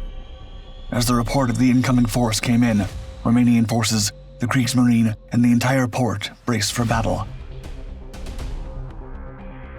By 3:58 a.m., the Voroshilov force, spearheaded by the flotilla leaders Moskva and Kharkov, was in an optimal firing position. From a distance of 15 miles, they rained down projectiles on the Palas railway station and the port's infrastructure. In a span of 10 intense minutes, they fired 350 rounds, setting ablaze a munitions train and several oil storage tanks. However, the warning from NMS Delfinul prevented the Romanians from being caught off guard. The destroyers NMS Regina Maria and NMS Marasti, strategically positioned near the Tuzla Cape, reiterated with precision. As the sun rose in Constanța, the invading ships created a silhouette on the horizon, making it easier for the defenders to aim their guns. On the contrary, the Romanian ships blended in perfectly against the backdrop of the Tuzla terrain and caused the opposing guns to shoot inaccurately. Regina Maria and Marasti launched a powerful counter-barrage. Kharkov took several hits, and Moskva lost its main mast and suffered severe damage. The German coastal batteries, manned by the efficient and precise Kriegsmarine, joined the fray, adding to the Soviet ships' distress. Attempting to regroup, Moskva started its retreat and turned east. In the confusion of battle, they headed directly into tragedy. Navigational miscalculations led the already damaged ship into the lurking minefield laid a few days before around Constanța. A deafening explosion rocked Moskva, splitting it into 2 sections. The ship sank rapidly, becoming a watery grave for over 300 sailors. A mere 69 of its 400-man crew were rescued from the chilling waters. In the skies above, bombers from the Black Sea Fleet 63rd Soviet Naval Aviation Brigade tried to make up for the ineffectiveness of the Navy's attack. They had taken off from Saki, Crimea in 4 groups, one headed for Constanța, and the others would attack Sulina, Bucharest, and the Danube Delta. The anti-aircraft fire they were greeted with in Constanța was so severe that one of the bombers reportedly released its bombs over the water. The unexpected effectiveness of the anti-aircraft artillery in Romania forced the Soviet command to change its tactics and send bombers over Romania only under cover of darkness. 3 waves of bombers had come and met the staunch resistance of Romanian ground defenses, aided by NMS Murgesco and NMS Marasti. These 2 ships together racked up a tally of 18 bombers shot down. On the water, the battle continued to rage. Romanian motor torpedo boats, NMS Viforul and NMS Vielia, made a daring attempt to engage the wounded Kharkov, but the Voroshilov group's remaining vessels provided a protective screen, repelling the Romanian boats. Amidst this chaos, another mine detonated, this time inflicting damage on the cruiser Voroshilov. The raid on Constanța did not achieve the primary objective of crippling the port and its defenses. With the support of their German allies, the Romanians managed to repel a multi-pronged assault. Their naval, air, and artillery defenses would not be defeated easily. Romanian morale soared. The defense of Constanța became emblematic of resistance against Soviet aggression. The heroics of individuals like Lieutenant Oria Agarisi were celebrated, and the successful defense of the port was touted as evidence of the Romanian military's capabilities. However, the raid also highlighted vulnerabilities. While the minefields proved effective in sinking the Moskva, they posed navigational challenges, even for Romanian vessels. Ensuring that friendly ships did not suffer the same fate as Moskva became paramount. For the Soviets, the raid served as a stark lesson. The surviving sailors were reportedly forbidden from discussing what happened that day. Word of such a devastating defeat, only days into the war, would have crushed morale. The loss of Moskva, a flagship vessel, was a significant setback. Vice Admiral Philip Oktyabersky, commander of the Black Sea Fleet, began re-evaluating the fleet strategies in the wake of the raid. Oktyabrsky shifted focus towards more indirect methods of warfare. Emphasis was placed on submarine warfare, aiming to exploit the vulnerabilities in the Axis supply lines. Nighttime bombing raids also became a preferred tactic, capitalizing on the element of surprise and avoiding the formidable daytime defenses of targets like Constanza.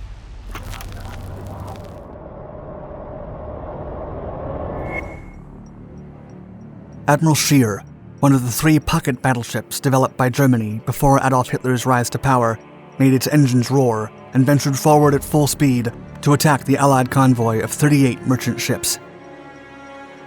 With its outstanding speed of 52 kilometers per hour and 6 28-centimeter guns, the ship was a force to be reckoned with. However, her thirst was suddenly brought to an abrupt halt when one of the merchant ships left the convoy formation and turned straight into the German battleship. The maneuver was reckless and suicidal, but the crew aboard the small converted merchant ship HMS Jervis Bay was determined to save the rest of the convoy, even at the cost of their own lives.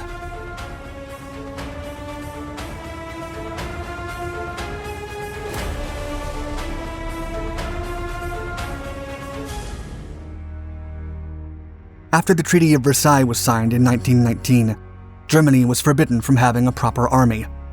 This included ground, air, and sea assets. The Washington Naval Treaty only allowed the German Navy to build new vessels that displaced a maximum of 10,000 tons. Meanwhile, the victors of World War I could build warships of up to 35,000 tons. This put the Reichsmarine, the new German Navy born after the fall of the Prussian army, at a disproportionate disadvantage against most European navies. However, German naval officers quickly began preliminary studies to develop a new type of warship that could be light enough to not exceed the tonnage limit, but also armed to the teeth to destroy enemy ships that were heavier and larger. After several years of meticulous studies and negotiations with Britain, France, and the United States, the Reichsmarine approved the design of the first ship of the Deutschland class in 1928, and 3 were eventually built: Deutschland, Admiral Scheer, and Admiral Graf Spee. The ships were classified as Panzerschiffe, or armored cruisers. Still, the United Kingdom decided to catalog the vessels as pocket battleships because of their heavy armament. Despite their light weight, the ships were all set to be armed with 6 powerful 28-centimeter guns. Ultimately, they were all designed to outgun any hostile cruiser fast enough to approach them and fire. In other words, if the pocket battleships could not outrun their objectives, they could outgun them.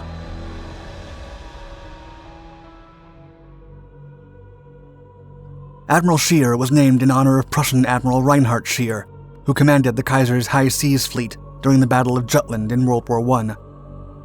The German government ordered the ship from the Reichsmarine Werft shipyard in Wilhelmshaven, and she was launched on April 1, 1933. The Panzerschiffe was christened by Admiral Scheer's daughter, Marianne Besserer, and was fully completed a year later, on November 12, 1934.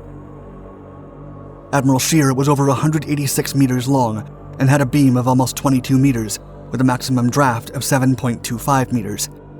The pocket battleship displaced 13,440 tons and could reach up to 15,200 tons if fully loaded.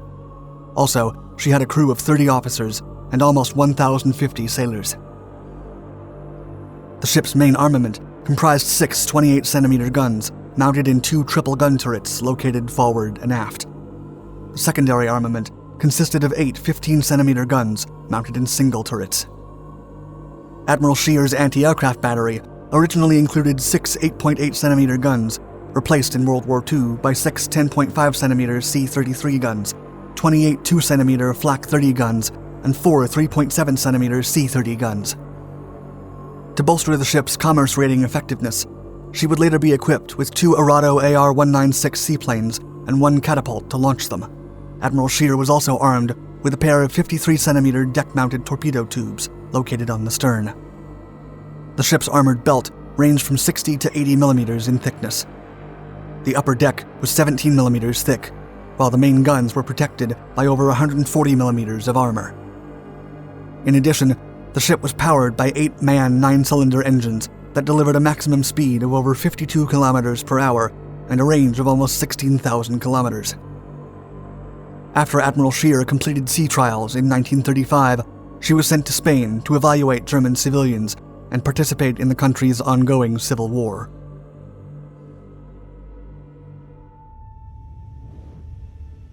Admiral Scheer's first mission was in July of 1936, when she was sent with her sister ship, Deutschland, to rescue German civilians from the outbreak of the Spanish Civil War. The ships also had the secret mission to gather information about the Soviet involvement in the war, such as studying the armament and supplies Joseph Stalin sent to the communist Spanish Republicans. Additionally, both pocket battleships delivered war assets to the nationalists, led by General Francisco Franco, once Germany denounced the supplies that the USSR, Britain, and the US gave to the Republicans. Although their role was non-belligerent, Admiral Scheer and Deutschland were attacked by Republican aircraft off the coast of Ibiza on May 29, 1937. In response, Admiral Scheer bombarded the port of Almeria a day later. Almost a year after the ship's first sighting on the Spanish coasts, Admiral Scheer was relieved by her sister, Admiral Graf Spee, and returned to Germany for service.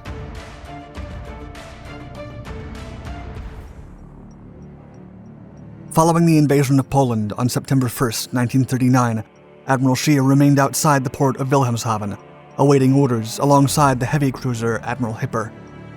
Then, on September 4th, British Bristol Blenheim bombers attacked both vessels. Several bombs hit Admiral Scheer's deck, but failed to explode.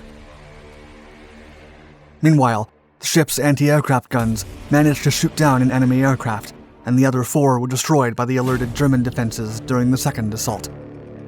It was Admiral Scheer's baptism of fire. Shortly afterward, the pocket battleship was modified to become a commerce raider. This obeyed Admiral Rader's strategy to disrupt Allied merchant shipping instead of directly facing the superior numbers of the Royal Navy. Under the command of Captain Theodore Crank, Admiral Scheer was eventually sent to ravage the convoys of the Atlantic in October of 1940. The ship discreetly made her way through Arctic waters to avoid contact with the Royal Navy before slipping through the Denmark Strait. While in the middle of a hurricane that swept 2 men overboard, Captain Crank was advised that a large British convoy with the codename HX-84 had left Halifax in Nova Scotia. The convoy comprised 38 merchant ships and was escorted by a converted armed merchant ship, HMS Jervis Bay. She was a symbolic escort, for the ship was armed with World War I-era 6-inch guns and nothing more. Captain Crank launched his 2 Arado seaplanes every day to look for the Allied convoy, until it was finally spotted on November 5, 1940.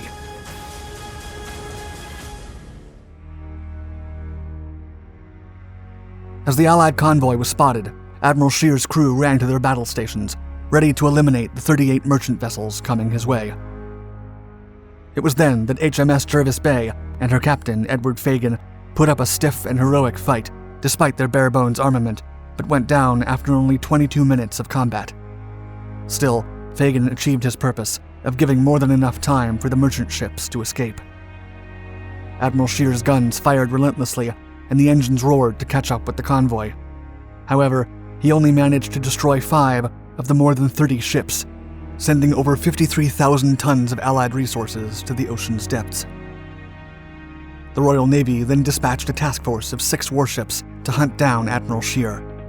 Meanwhile, the Atlantic Marauder eluded and continued sinking merchant ships.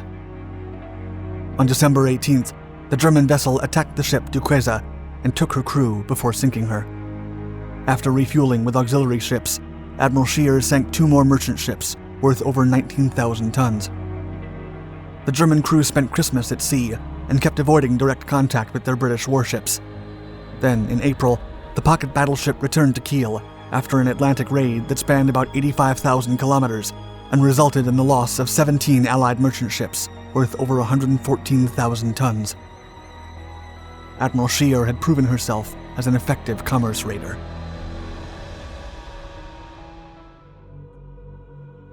Admiral Scheer returned to combat in February of 1942 to participate in Operation Russelsprung to disrupt Allied shipping near Norway. Shortly afterward, it took part in Operation Wunderland to conduct a sortie into the Kara Sea to attack Soviet shipping vessels. Then, in August, the ship sank the Soviet icebreaker Sibiriakov and bombarded the port of Dixon. After repairs in Germany, The pocket battleship took to the island of Özel in November of 1944 to support friendly forces attacking Soviet air, ground, and sea units. Admiral Scheer then went to Kaliningrad and Peza in February to attack Soviet positions and disseminate hostile resistance to ground forces.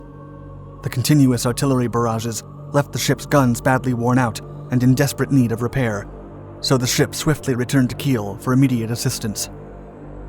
However, on April 9, 1945, the pocket battleship and the port were attacked by a Royal Air Force bombing raid. Admiral Scheer was hit by multiple bombs and capsized. Following Germany's surrender, Admiral Scheer was broken up for scrap and sank with most of her hull intact. The ship remains buried under Kiel after the inner harbors were filled during the post-war period.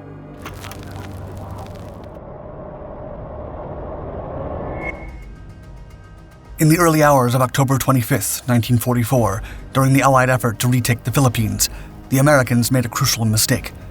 Deceived by a masterful Japanese feint, they were utterly unprepared to fight a major battle in the Pacific theater, a first for them. Unwittingly, the U.S. Third Fleet was drawn away from the Philippines into a wild goose chase, rendering the forces on Leyte Island completely unguarded. The Japanese ships to the east of Samar Island had a free run to wipe out the landing craft and troop transports, not merely crippling the operation, but possibly turning the tide of the war against the Allies. Now, only a modest anti-submarine task group stood between the Japanese fleet and the 200,000 American soldiers and Marines fighting on Leyte. The men of Taffy 3 grasped the gravity of the situation and were prepared to fight against overwhelming odds. Outgunned and outmatched, they knew that their mission was to hold the line and buy precious time for the reinforcements to arrive.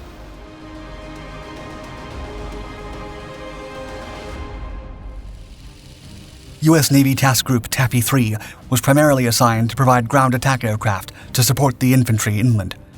It consisted of a handful of ships, 6 carrier escorts, 3 destroyers, and 4 destroyer escorts. The group was not at all designed for engaging enemy warships in direct combat. When Rear Admiral Clifton Ziggy Sprague, Taffy 3's commander, received a radio call from one of his reconnaissance pilots reporting that a large Japanese fleet was approaching, he couldn't help but be concerned. Bearing down on them was the Japanese super battleship Yamato, the largest and most heavily armed battleship in the history of naval warfare. Yamato was equipped with massive cannons to fire gigantic bullets with a range of over 15 miles. A single round would wreck any one of Sprague's vessels. The colossal warship alone dwarfed his entire fleet. Making matters worse, the behemoth battleship was accompanied by 3 more massive battleships, 8 cruisers, and 11 destroyers, all closing in fast. In stark contrast, the biggest guns in Taffy 3 were mid-sized crew-operated cannons, which were used against aircraft and other lightly armored targets like surfaced submarines. The sailors of Taffy 3 were significantly outgunned and outmatched, but they would never outrun the Japanese. As the Japanese cruisers closed in, the American destroyers quickly pumped black smoke to conceal the carriers from enemy gunners, who could effortlessly shred the unarmored carriers like paper. In a daring maneuver, USS Johnston suddenly emerged from the smoke. The 15,000-ton destroyer was commanded by Captain Ernest E. Evans, a Cherokee Indian who had vowed never to retreat from the Japanese. On the contrary, Johnston embarked on a one-ship sacrifice run straight into the teeth of the heavily armed Japanese fleet. Zigzagging through a barrage of concentrated fire from 23 enemy ships, Evans knew one hit would end his crew. Fortunately, he wasn't alone. 6 squadrons of American fighter bombers flew over the destroyer heading towards the Japanese fleet among a hail of tracer fire and airburst shrapnel, strafing the enemy ships with everything they had. Defying all odds, the courageous ship managed to close within range of the lead Japanese heavy cruiser, Kumano.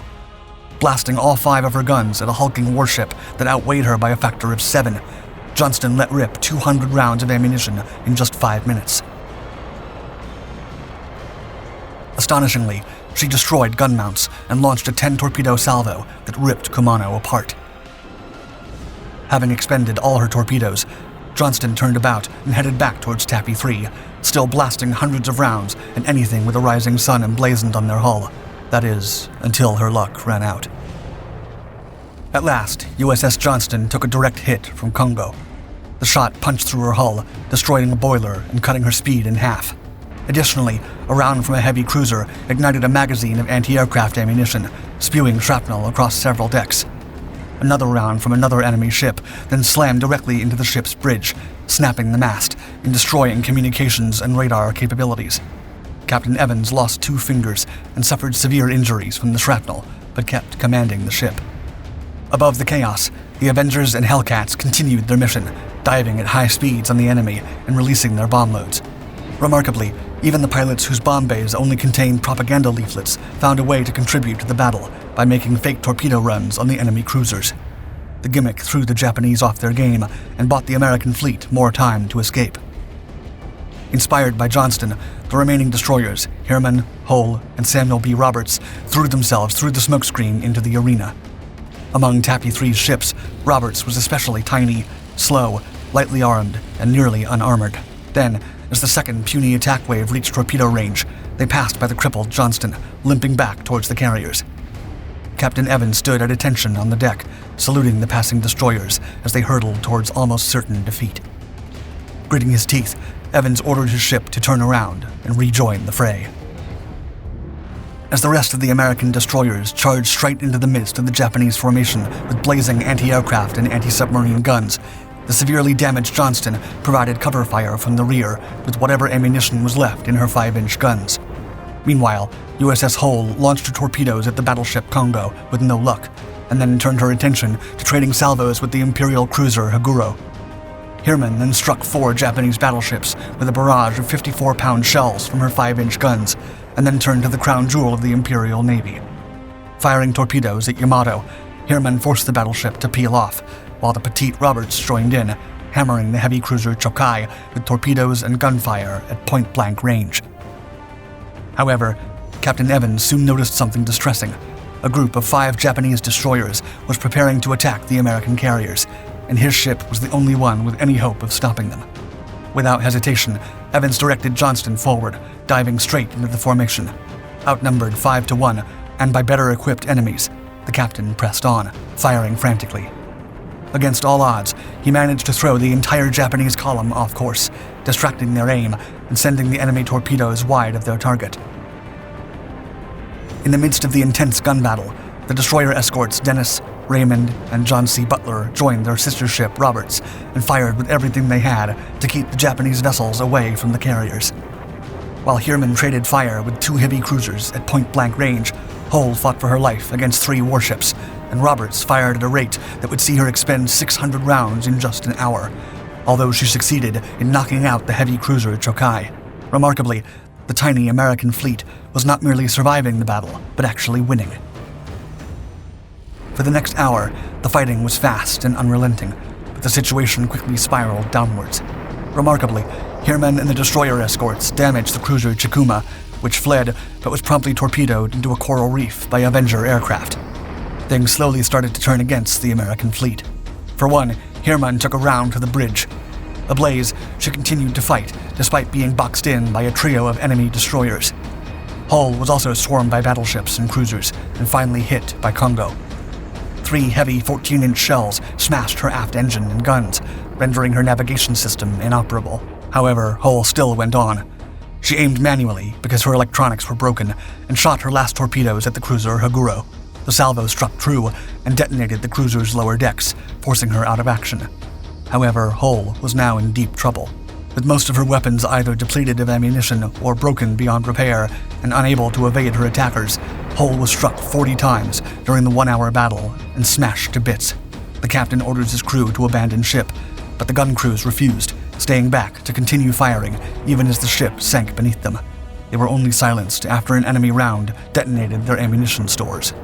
Subsequently, Roberts was also hit. A 3-round salvo of massive armor-piercing shells forced her to call for the crew to abandon ship, bringing an abrupt end to a heroic struggle. Back on the carrier, Gambier Bay became the only U.S. carrier ever sunk by surface fire after taking a stray round from a Japanese battleship. Despite being struck 15 times by enemy shells, Kalinin Bay kept floating. But aside from those 2 setbacks, the rest of the escort carriers continued their desperate dash to safety, thanks to the brave destroyer escorts who sacrificed themselves to save the day. The escort carriers deftly avoided a second enemy torpedo run, helped by some heroic sharpshooting pilots shooting machine gun fire while hauling at 200 miles per hour. Elsewhere, USS Johnston was valiantly fighting her last stand, firing in every direction while surrounded by 4 destroyers hammering her superstructure without mercy. With her guns knocked out and her engines flooded, Evans gave the order to abandon ship, and Johnston was never seen again. As the Japanese destroyers sailed off to rejoin the rest of the battle, their crew members came on deck and saluted the American sailors floating in the water. In a 2.5-hour melee, the Americans lost 4 ships: the destroyers Johnston and Hull, the destroyer escort Samuel B. Roberts, and the escort carrier Gambier Bay. The Japanese, who had gone into the battle with an unimaginably more powerful force, suffered similar losses: 2 heavy cruisers, Chokai and Chikuma, 2 more severely damaged, Kumano and Suzuya, and the battleship Harima sustained severe damage.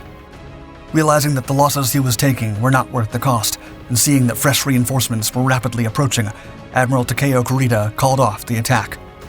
Tappy 3 had somehow held off the largest gunship fleet ever assembled, and the group had done it with just 6 escort carriers and 7 destroyers.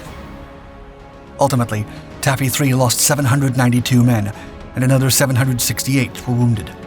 But despite the odds, they accomplished their mission. The carriers and the Leyte landing craft were safe. Moreover, the Japanese center force had been repulsed in one of the most heroic naval battles ever fought. The entire unit received the Presidential Unit Citation, and Captain Evans was posthumously awarded the Medal of Honor. Throughout the Battle of Samar, Admiral Kurita had believed he was fighting fleet carriers, escorted by American heavy cruisers. He had no idea he was fighting units half that size.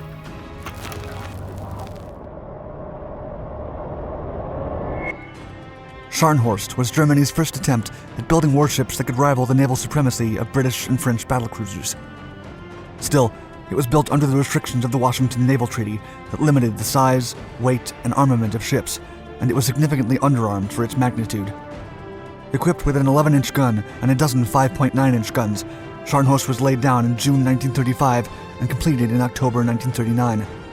Scharnhorst usually sailed in tandem with its sister ship, Gneisenau, and raided parties along with pocket battleships to ravage the routes used by Allied convoys to supply the Soviet Union. After successfully sinking several British merchant ships in the Atlantic and Northern Europe, the Royal Navy began hunting down both German vessels. But Scharnhorst would not go down without a fight. The Battle of the North Cape in December of 1943 would become the last confrontation between British and German big gun capital ships, and the penultimate engagement between battleships in the war. And it would take more than 14 heavily armed warships to sink Scharnhorst.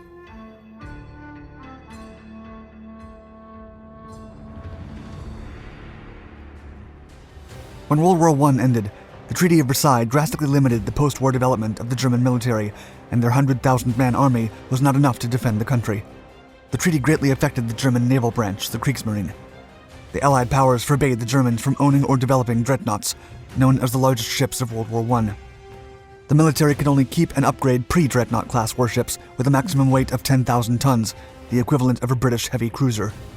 This meant that Germany was practically defenseless in the case of an attack from its victorious neighbors.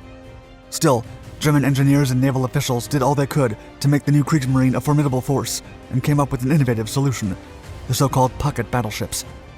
These smaller-sized battleships had an average weight of 12,000 tons and were armed with 2 triple 11-inch turrets. These ships were not intended as frontline units, but rather as merchant ship raiders. Still, they could outfight and outrun enemy heavy cruisers. The downside was that both the British and the French had fast enough battleships that could rival the German pocket battleship's speed and destroy them. Consequently, the Kriegsmarine decided that building more of these ships would serve no purpose against the superior enemy fleets. A more powerful and heavier battleship class was desperately needed. When Adolf Hitler rose to power in 1933, the German rearmament was already underway in a somewhat discreet manner. During this time, the Führer approved more demands from the military and granted contracts and benefits to all the branches of the industry. Hitler was committed to rebuilding the German military from the ground up to restore it to its former glory. It was all part of his plan to make Germany a global superpower once again. The embittered German people stood by the Führer, which led to the government of the Third Reich to negotiate the Anglo-German Naval Agreement to allow the construction of heavier vessels. The permission was granted as most global powers, including Japan, had already begun building more powerful vessels. In 1935, the first 2 ships of a reinvigorated Kriegsmarine were laid down, Scharnhorst and Gneisenau. Both were named after two armored cruisers that were destroyed by the Royal Navy in the Battle of Falkland Islands near Argentina during the first days of World War I. The two ships also honored the names of two Prussian generals that were considered the founders of the Prussian army during the Napoleonic Wars of the 19th century. Scharnhorst was laid down in June of 1935 and launched in October of 1936 at the Kriegsmarinewerft dockyard in Wilhelmshaven. It was then completed in January of 1939, months before the Reich decided to invade Poland. The capital ship displaced 32,100 tons while empty and 38,000 tons when fully loaded. It was 235 meters long with a beam of 30 meters, and its maximum draft was almost 10 meters. In addition, the ship was powered by 3 Brown Bavarian Sea geared steam turbines, which delivered over 158,000 horsepower. Its maximum speed was 58 kilometers per hour, and it could cruise for up to 16,000 kilometers without refueling. Scharnhorst's main armament consisted of 9 11-inch guns divided into 3 triple-gun turrets. Anton and Bruno were the forward turrets, and Caesar was located aft. The main battery was lighter than the standard 14 and 15-inch guns carried by battleships, as the engineering team sacrificed firepower for speed and additional armor. Hitler himself decided that the 11-inch guns were a good option, as he did not wish to attract the attention of his European peers. The Führer promised the Kriegsmarine that the ship would be later upgraded with 15-inch guns, but this would never happen. Secondary armament consisted of 12 5.9-inch guns. To deal with aircraft, 14 Flak 38 and 16 SK-C-30AA guns were installed.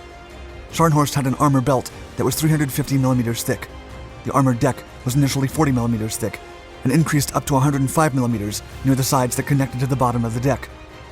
The 11-inch turrets had 360 millimeters of armor on the front and 200 millimeters on the sides. The ship's crew was manned by almost 2,000 sailors, of which 60 were officers. And after some minor modifications, Scharnhorst was ready for combat in November of 1939. Scharnhorst's first combat mission was on November 21, 1939. Accompanied by its sister ship Gneisenau, 9 destroyers, and the light cruiser Köln, Scharnhorst was tasked with drawing out British vessels that were after the pocket battleship Admiral Graf Spee. During the operation, Scharnhorst sank the British merchant cruiser Rawalpindi. Months later, during the German landings in Norway in January of 1940, the British battlecruiser Renown had a close call with Scharnhorst and ran away. But the British aircraft carrier Glorious was not so lucky and was sunk in June while the Heer was still in Norway. During the first months of 1941, Scharnhorst and Gneisenau went on a successful raiding frenzy before returning to the captured French naval base at Brest. And by May, the duo was to depart from France to lure the Royal Navy and let the newly commissioned Bismarck battleship make its way through the Denmark Strait to wreak havoc. However, Royal Air Force attacks grounded the operation and doomed the colossal Bismarck. Scharnhorst, Gneisenau, and several other ships managed to escape and reach Germany the following days. After that, Scharnhorst remained at Kiel for the entirety of 1942. By 1943, the ship returned to Norway to attack convoys destined for the Soviet Union. In coordination with U-boats, the damage done to supplies bound for Russia was decisive. On Christmas Eve, Scharnhorst left Norway to hunt down a British convoy. The Royal Navy was notified of the German intentions and dispatched a task force to stop the hunter. The British force was divided in two. One unit was composed of the cruisers Norfolk, Belfast, and Sheffield under the command of Admiral Robert Burnett, while the other was made up of 4 destroyers, the battleship Duke of York and cruiser Jamaica, led by Admiral Bruce Fraser. When Scharnhorst was approaching Bear Island on December 26th to strike the convoy, the British task force was already there to ambush it. German Admiral Erich Bay immediately ordered the crew to battle stations. Belfast scored the first hit on the German ship, destroying its radar antenna. Norfolk then fired, but failed to do much damage. Scharnhorst returned to fire with a salvo from turret Caesar and rapidly turned south at maximum speed. 20 minutes later, Belfast and Norfolk approached the German vessel and began firing again. Scharnhorst retaliated and fired from its aft turret, scoring twice on Norfolk and destroying its gunnery radar while disabling its turret. Bay then ordered to turn at full speed to escape the enemy, but the Duke of York was already on its tail and opened fire at 11,000 meters. One 14-inch shell hit one of Scharnhorst's turrets, jamming the training gears and disabling it. Another shell ignited the ammunition magazines and forced the German crew to flood the forward weaponry to prevent an explosion. With one turret out of action, the situation was turning grimmer for the Kriegsmarine sailors. But the men refused to go down without a fight and kept firing at Duke of York. Still, another pair of 14-inch shells suddenly hit turrets Bruno and Caesar, rendering them ineffective. German casualties began to mount up, and more shells from the more powerful Duke of York destroyed the secondary armament of the lone German vessel. As the firefight turned more personal and violent, Scharnhorst attempted to take down its British counterpart, but its 11-inch shells were not enough to put it out of action. After hours of combat, another shell from Duke of York passed through the German ship's upper belt armor and exploded in the boiler room, slowing it down for good. Temporary repairs allowed Scharnhorst to add more distance between Duke of York, and the German crew managed to disable its fire control radar. Still, the fight was not over. After firing 52 salvos, Duke gave way for the destroyers Scorpion and Stord to launch 8 torpedoes, of which 4 hit their target. One torpedo jammed the Bruno turret for good, another damaged the port propeller shaft, the third hit the bow, and the fourth caused minor flooding. While the Caesar turret was focused on Duke of York, Jamaica and Belfast closed in and launched more torpedoes. After almost an entire day of combat, Scharnhorst began to steadily go down and ultimately went down by the bow. Scattered fire from the secondary guns was interpreted as an act of bravery and defiance from the British sailors, but they quickly went silent in the middle of the darkness. The British vessels then turned their searchlights on to find survivors, and merely 36 men were rescued from a crew of 2,000.